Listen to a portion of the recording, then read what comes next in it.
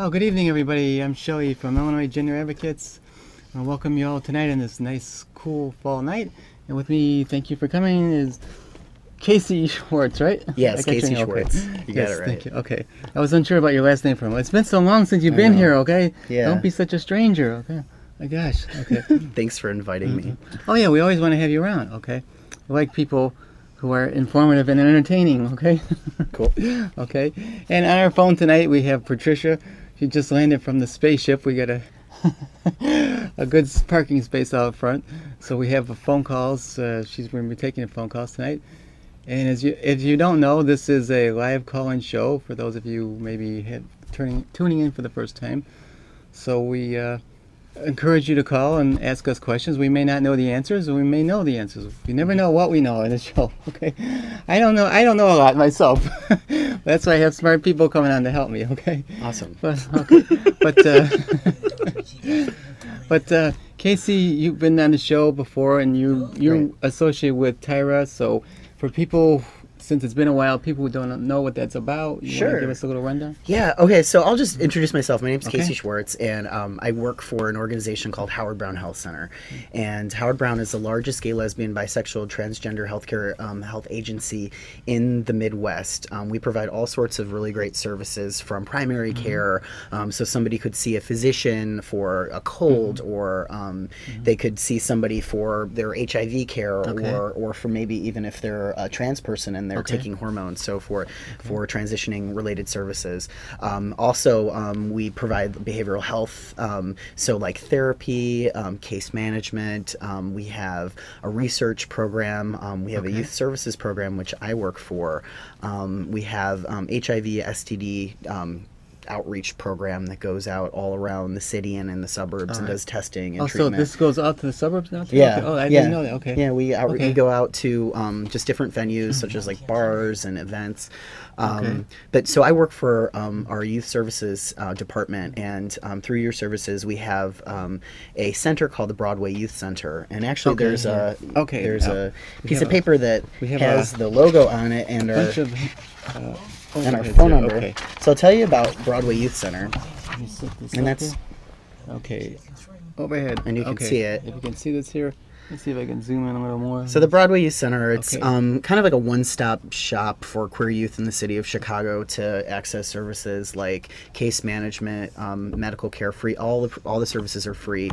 Support groups, and it's mostly for gay, lesbian, bisexual, transgender, queer questioning youth. We see all sorts of youth, and we see many trans youth as well as heterosexual, and for services such as like our medical care and testing, all sorts of people. Is there any particular service that people will come to for on a regular basis? Anyone that stands out more than others? Well, we have a drop-in program it's a daily program from 1 to 4:30 that mostly serves homeless youth in the area. So I think all of our programs are pretty amazing. We also have the first mentor program that was established in the United States that links queer youth with queer adults, which has been around for about 4 years.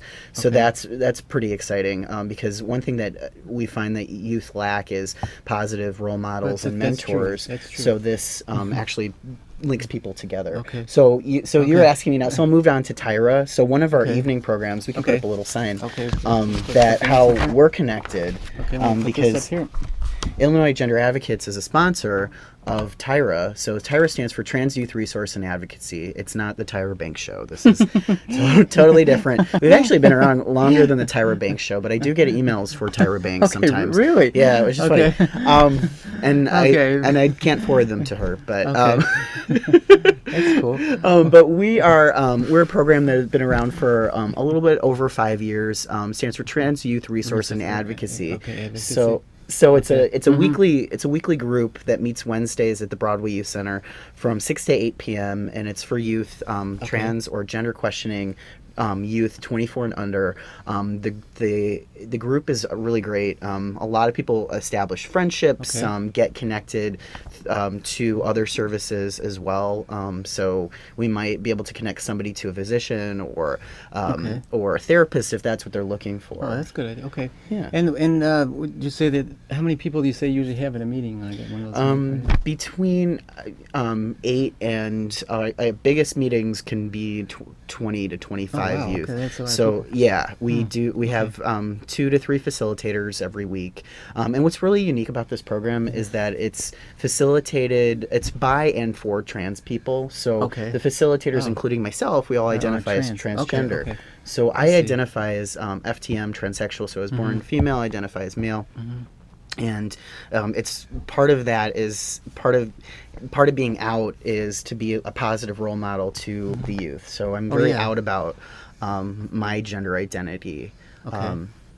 And that is that's good. Yeah. Inspiring. Well, what do you think actually makes a good role model for people nowadays? Honesty, honesty, communication, trust. I think young people are so often exploited. So somebody that wouldn't necessarily obviously exploit them for their for all sorts of things. Okay, well that's one thing we don't hear much about, I guess, in the city, but we do have a certain element of transgendered youth that are homeless, though, right? Right. Okay. There are a lot of trans youth are homeless. A lot of youth, when coming out, families are not necessarily okay with it. Yeah, they're not cool with it. Or people are not part of families, so maybe they're part of the system or the wards of the state or something, and so there's unique challenges there that they may not stay within their programs because there's lots of homophobia and transphobia within those programs. That we know. And then I think another thing to be a good role model is to not be patronizing of a young person. A lot of times people think they know how it is, and really, everybody is their own expert. Oh yeah, we have a lot of experts that call on the show. Let me see. All right, there was something. Oh yeah, recently there was a clothing drive. I don't know with the Center on Halsted. I donated some of my stuff that was too small or too big for me. But I was wondering, did that go to some of the homeless people? Or I'm sure. Okay, I'm sure. We work along. We do some programs with the Center on Halsted, but Broadway Youth Center. And I did refer young people to that. So that that was a pretty good thing. I know that it can be kind of terrifying to go shopping for clothes. Yeah, well, that's true. Yeah. So to have somebody kind of walk you along or to give you free clothes for whatever gender you want to present is pretty exciting. Well, these are mostly female clothes that I understand. That everything, and there was some makeup that was not open, things like that. For kids. I mean, if you don't have money, it's hard to buy clothes. Things are expensive nowadays, especially with our wonderful economy. Thanks to I'm not going to mention his name, but it's a good thing that we have this Tyra here. I wish we could get more exposure for you people, because I think it's a very you guys are very like unsung heroes. Okay, really, you do a lot and you don't get credit for it. Okay, and I think that's kind of a shame. There are a lot of people that don't do anything in the trans community, and they get all the publicity. Okay, again, I won't mention any names, but I mean, I would like to come. Is it okay if we come to your trans youth sometime just to see what's going on over there? Okay, most definitely. We could, good. Set that up. I'm a little bit over 24.